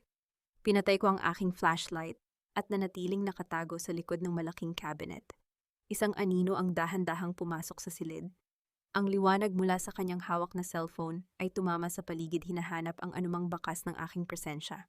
Alam kong nandito ka, Teresa. Ang boses ay pamilyar. Isang boses na hindi ko inasahang maririnig muli sa gabing ito. Lumabas ako mula sa aking pinagtataguan. Danilo, paano ka nakalabas? Akala ko ay nasa ilalim ka na ng kustodya ng NBI. Tumawa ng mahina si Danilo, isang tunog na puno ng pait at desperasyon. Ang kanyang suot na tuxedo ay marumi na ngayon at ang kanyang mukha ay may bakas ng sugat. Maraming pera ang mga Elizalde, Teresa. O sabihin na nating marami akong alam na lihim na kayang magbukas ng kahit anong rehas. Pero hindi ako pumunta rito para sa kanila. Pumunta ako rito dahil kailangan ko ang folder na yan. Bakit, Danilo, para saan? Para blackmailin ulit si Isabela? Wala na siyang silbi. Paralisado na siya, malamig kong sabi habang dahan-dahang lumalayo patungo sa pinto. Hindi para kay Isabela. Para sa atin, sabi ni Danilo dahan-dahang lumalapit. Teresa, hindi mo ba naiintindihan? Hindi lang ikaw ang biktima rito. Si Roberto Valderrama, siya rin ang aking ama. Magkapatid tayo sa ama, Teresa. Ang Project Redemption ay para sa ating dalawa. Napahinto ako. Ang mundo ay tila biglang tumigil sa pag-inog. Ang lalaking naging mitya ng aking impyerno, ang taong pilit akong ipinakulong ay ang aking kapatid. Nagsisinungaling ka. Sabi ko, ngunit ang aking boses ay bahagyang nanginig. Basahin mo ang huling pahina ng folder, Teresa. Ang DNA test ni Roberto at ng isang batang lalaki na kinuha mula sa ampunan ako yon. Ginamit ako ni Isabela dahil alam niya ang totoo. Pinaniwala niya ako na anak niya ako para maging aso niya. Pero ngayong alam ko na ang totoo, gusto kong kunin ang nararapat sa atin. Ibigay mo sa akin ang folder at lilisanin natin ang bansang ito kasama ang lahat ng natitirang yaman. Tinitigan ko si Danilo. Nakita ko sa kanyang mga mata ang parehong hapis at galit na naramdaman ko. Ngunit nakita ko rin ang parehong kasakiman na pumatay sa aking mga magulang. Hindi, Danilo, sabi ko ng may buong paninindigan. Ang katarungan ay hindi nakukuha sa pagtakas. Ang Project Redemption ay hindi para sa yaman. Ito ay para sa katotohanan. Ibabalik ko ang dangal ng ating ama sa paraang legal at marangal. Hindi ako magiging katulad ni Isabela. Huwag kang magmalinis. Teresa, pareho tayong naging demonyo para mabuhay sa pamilyang yon. Sigaw ni Danilo habang mabilis na sumusunggab sa akin para makuha ang bag. Naging mabilis ang aming pagbubunyi sa loob ng madilim na bodega. Ang tunog ng aming mga paghinga at ang pagtama ng aming mga katawan sa mga kahon ay ang tanging ingay na maririnig. Sa isang pagkakataon na itulak ko siya ng malakas. Nadula si Danilo at tumama ang kanyang ulo sa gilid ng bakal na cabinet. Napatigil ako. Humihingal akong nakatingin sa kanya habang dahan-dahang bumabagsak ang kanyang katawan. Hindi siya gumagalaw. Ang tanging naririnig ko na lang ay ang malakas na pintig ng aking puso at ang malayong tunog ng mga sirena ng pulis na pabalik na sa pier. Nilapitan ko siya at tiningnan ang kanyang pulso. Buhay pa siya pero nawalan ng malay. Kinuha ko ang folder at tumayo ng tuwid. Ang huling lihim ay nasa kamay ko na. Ang digmaan ay hindi pa tapos, pero sa pagkakataong ito, alam ko na kung para kanino ako lumalaban. Lumabas ako ng bodega at sinalubong ang liwanag ng papalapit na mga sasakyan ng pulis. Itinaas ko ang aking kamay, hindi bilang pagsuko, kundi bilang pag-ako sa aking bagong kapalaran. Ang akala ng mga Elizalde ay tuluyan na nilang nabaon sa limot ang dugong dumanak para sa kanilang yaman, pero hindi nila alam na ang katotohanan ay tila isang binhing naghihintay lamang ng tamang panahon para sumibol at lalamunin ang kanilang huwad na kaharian. Ngayong hawak ko na ang huling piraso ng katotohanan, hindi lang hustisya ang kukunin ko ang lahat ng ipinagkait nila sa aking ama. Ang pangalang Elizalde ay mabubura sa kasaysayan at sa ibabaw ng kanilang pagkasira, itatayo ko ang isang imperyong hinding-hindi na nila muling maaabot. Sa gitna ng abandonadong pier, ang mga tactical light ng NBI ay tila mga bituing bumagsak mula sa langit pinaliligiran. Ang madilim na bodegang naging saksi sa huling pagtutuos namin ni Danilo. Nakatayo ako sa bukana ng pinto, ang aking mga kamay ay dahan-dahang nakataas habang ang folder ng Project Redemption ay mahigpit na nakasukbit sa aking kilikili. Ang bawat tibok ng aking puso ay kalmado tila isang makinang de oras na tapos na sa kanyang pagbibilang. I'm Teresa Valderrama. Ang boses ko ay umalingaw-ngaw sa katahimikan, matatag at walang bahid ng takot. Nandito ang lahat ng ebidensya ng pagpatay kay Roberto Valderrama at ang sistematikong pagnanakaw ng pamilya Elizalde sa aming mga ari-arian. At ang lalaking nasa loob, siya ang kasabwat ni Doña Isabela na nagtangkang itago ang katotohanan ito. Mabilis na pumasok ang mga operatiba sa loob. Narinig ko ang mahinang ungol ni Danilo habang pilit siyang ginigising at kinakabitan ng posas. Nang ilabas nila siya, ang aming mga mata ay muling nagtagpo. Wala nang galit sa aking puso kundi isang malalim at malamig na pagkamuhi na tila yelong hindi na matutunaw. You won, Teresa, pero tandaan mo, pareho tayong may dugong Valderrama. This curse will follow you too, bulong ni Danilo habang ipinapasok siya sa sasakyan ng pulis. Ang sumpa ay para sa mga mahihina, Danilo, para sa mga taong pinipiling maging biktima. I chose to be a survivor. Sagot ko nang hindi siya tinitingnan. Isang buwan ang mabilis na lumipas. Ang mundo ng negosyo sa Pilipinas ay tila niyanig ng isang napakalakas na lindol. Ang bawat pahayagan at news program ay walang ibang pinag-uusapan kundi ang pagguho ng Elizalde Holdings at ang muling pagkabuhay ng pangalang Valderrama. Ang lahat ng mga shares na kinuha ni Isabela sa pamamagitan ng pandaraya ay muling naibalik sa akin sa ilalim ng isang court order. Nakatayo ako sa loob ng dating opisina ni Doña Isabela. Ang lahat ng kanyang mga antigong gamit ay wala na. Pinalitan ko ang mga ito ng mga modernong kasangkapan na sumasalamin sa aking bagong pananaw. Ang amoy ng pintura at bagong leather ay humahalubilo sa malamig na hangin ng opisina. Bumukas ang pinto at pumasok ang aking abogado. Ma'am Teresa, tapos na po ang huling hearing. Alejandro and Danilo were sentenced to life imprisonment without parole for multiple counts of fraud and conspiracy to commit murder. Si Doña Isabela naman ay inilipat na sa isang pasilidad para sa mga indigent patients sa ilalim ng pangangalaga ng gobyerno. Wala na po silang anumang assets na natira. Tumango ako at lumakad patungo sa malaking bintana na nakaharap sa skyline ng Makati. Salamat, attorney. Pakisigurado rin na ang lahat ng empleyado na nawalan ng trabaho dahil sa pagsasara ng dating kumpanya ay mabibigyan ng prioridad sa bagong Valderrama Group. Masusunod po, Ma'am Valderrama. Nang makaalis ang abogado, tumunog ang aking intercom. Ma'am, may isang tawag po mula sa bilibid. Si Alejandro Elizalde po. Gusto daw po kayong makausap sa huling pagkakataon. Ay patch mo, may klikong utos.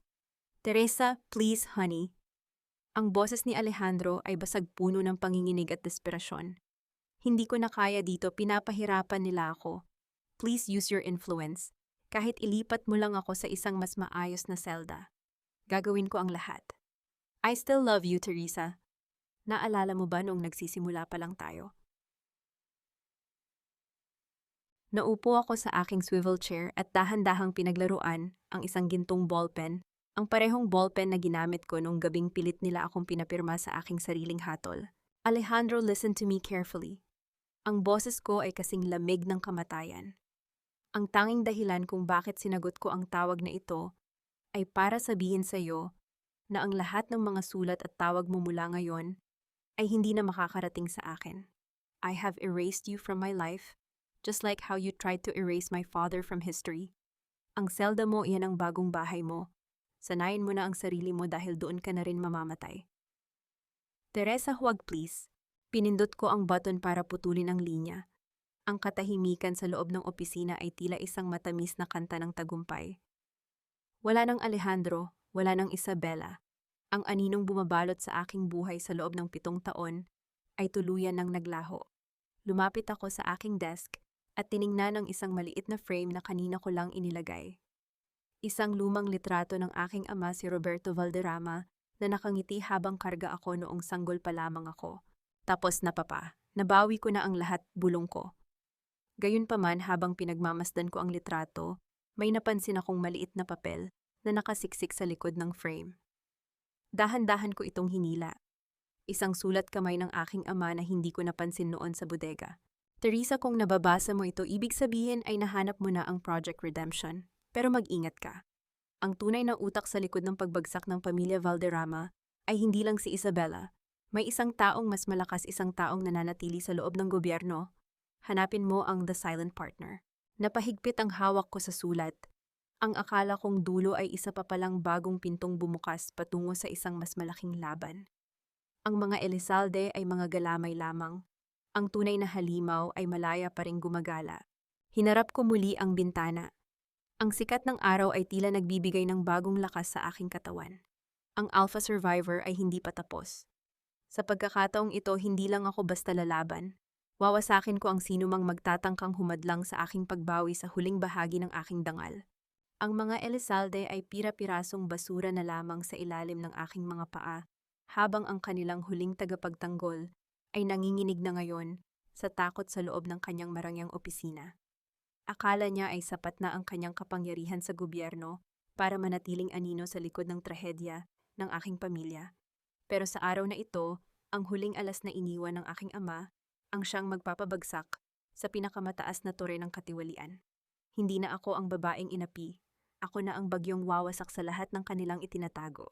Ang loob ng eksklusibong club sa Makati ay balot ng selyadong katahimikan, isang lugar kung saan ang mga pinakamakapangyarihang tao ay nagbubulungan tungkol sa kapalaran ng bansa. Sa pinakadulo ng silid nakaupo si Senator Santillan, ang taong tinutukoy ng aking ama bilang The Silent Partner. Ang amoy ng mamahaling tabako at lumang alak ay humahalubilo sa lamig ng silid na tila ba bawat sulok ay saksi sa mga transaksyong hindi kailanman dapat malaman ng publiko. You have a lot of nerve coming here, Teresa. O mas tamang tawagin kitang Valderrama. Ang boses ng senator ay malalim at puno ng banta. Hindi siya tumingin sa akin, sa halip ay abala siya sa paghiwa ng kanyang steak.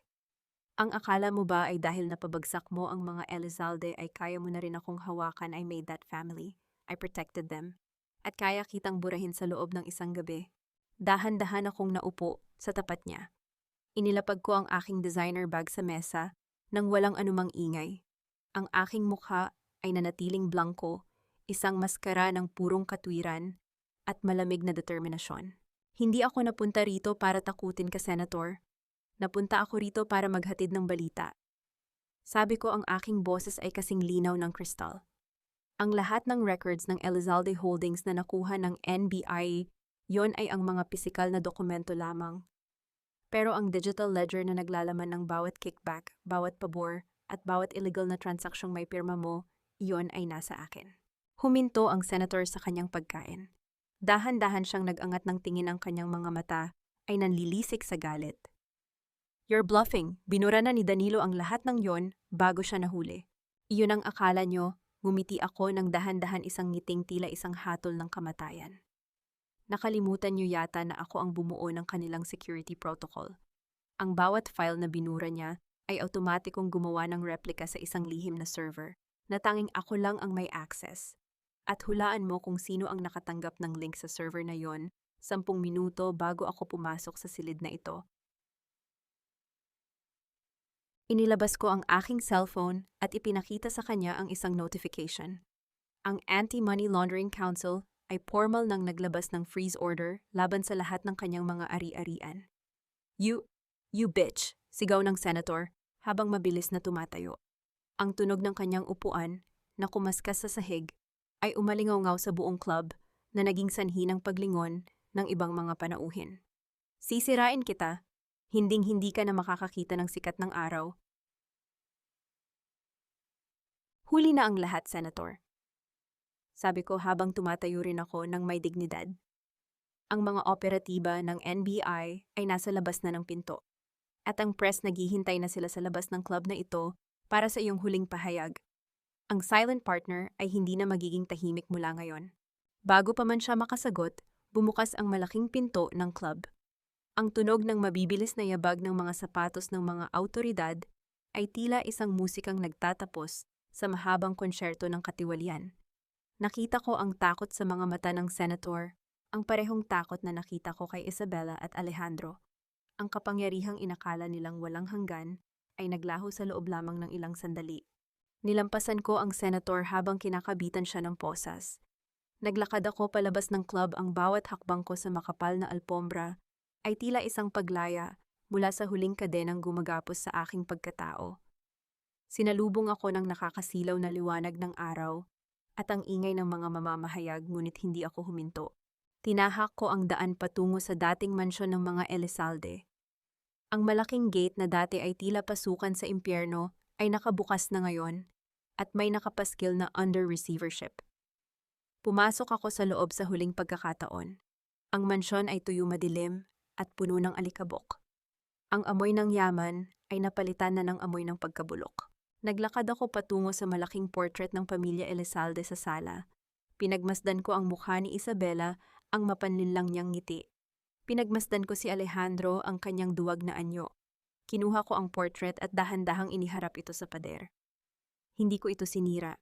Hinayaan ko lang itong mabulok sa dilim gaya ng kanilang mga alaala. "Paalam, Teresa Elizalde," bulong ko sa hangin. "Welcome home, Teresa Valderrama." Lumabas ako ng mansyon at hindi na muling lumingon.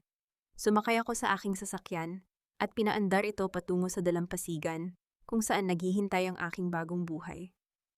Ang bawat kilometrong nilalakbay ko palayo sa lugar na iyon ay tila isang pagbawi sa 7 taon na kinuha nila sa akin. Nang makarating ako sa tabing dagat, pinanood ko ang paglubog ng araw. Ang kulay kahel na langit ay tila nagbibigay ng basbas sa aking bagong simula. Ang alpha survivor ay hindi lang nanalo sa digmaan. Muli niyang nahanap ang kanyang sarili sa gitna ng mga guho. Inilabas ko ang folder ng Project Redemption at dahan-dahang binuksan ang huling pahina. Doon nakita ko ang isang maikling mensahe mula sa aking ama na nakasulat sa pinakailalim. "Teresa, ang katarungan ay para sa nakaraan. Pero ang kaligayahan ay para sa kasalukuyan. Live your life." Isang tunay na ngiti ang sumilay sa aking mga labi, isang ngiting hindi na kailangan ng maskara.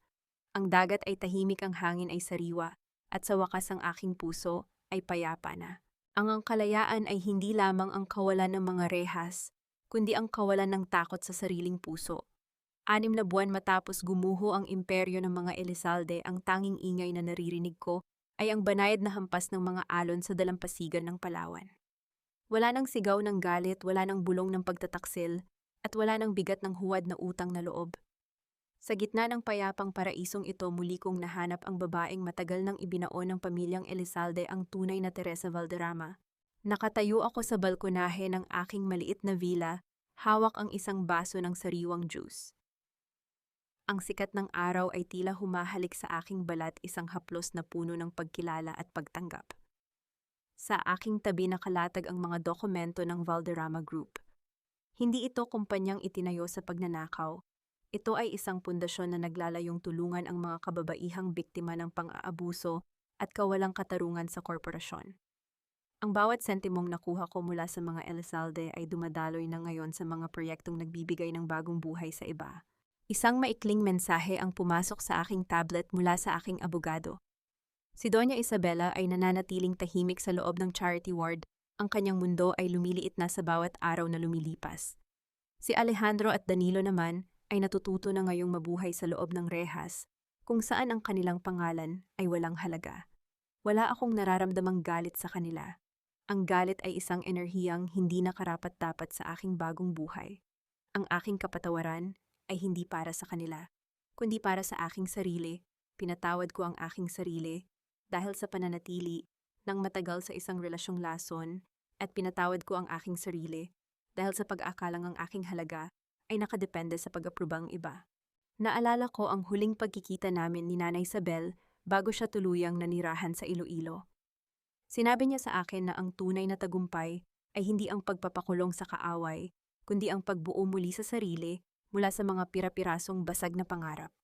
Ngayon, habang pinagmamasdan ko ang malawak na dagat, alam kong tama siya. Ang bawat sugat na iniwan nila ay naging tanda ng aking katatagan. Inilapag ko ang aking baso at lumakad patungo sa dalampasigan. Ang malambot na buhangin sa aking mga paa ay tila isang paalala na ang mundo ay malawak at puno ng pagkakataon. Tumingin ako sa malayo, kung saan ang langit at dagat ay nagtatagpo sa isang linyang walang katapusan. Ang Project Redemption ng aking ama ay hindi lamang tungkol sa pagbawi ng lupa at pera. Ito ay tungkol sa pagbawi sa dangal na kailanman ay hindi dapat nawala. Para sa mga kababaihang nakikinig, nais kong malaman ninyo na ang inyong halaga ay hindi nasusukat sa inyong pagsasakripisyo para sa mga taong hindi kayo pinapahalagahan. Ang pagiging nurturer ay hindi nangangahulugang pagpapaapi. Huwag matakot na lumaban. Huwag matakot na tumayo sa sariling mga paa. Dahil sa dulo ng bawat madilim na kabanata, may isang bagong umaga na naghihintay para sa mga may lakas ng loob na bawiin ang kanilang sariling kwento. Huminga ako ng malalim, ang sariwang hangin ay pumuno sa aking mga baga. Ang alpha survivor ay hindi na kailangang makipagdigma. Ang kanyang pinakamalaking tagumpay ay ang kapayapaang tinatamasa niya ngayon. Sa huling pagkakataon, tiningnan ko ang aking mga kamay, malinis, matatag at malaya. Wala nang anino ng nakaraan. Ang natitira na lang ay ang liwanag ng kasalukuyan at ang pag-asa ng hinaharap. Pumikit ako at hinayaan ang tunog ng kalikasan na bumalot sa akin. Sa wakas, ang buong kiitilap ng aking pagkatao ay nagniningning na ng kusa. Tapos na ang laban, ang hustisya ay nakamit na, at ang kaligayahan ay akin na.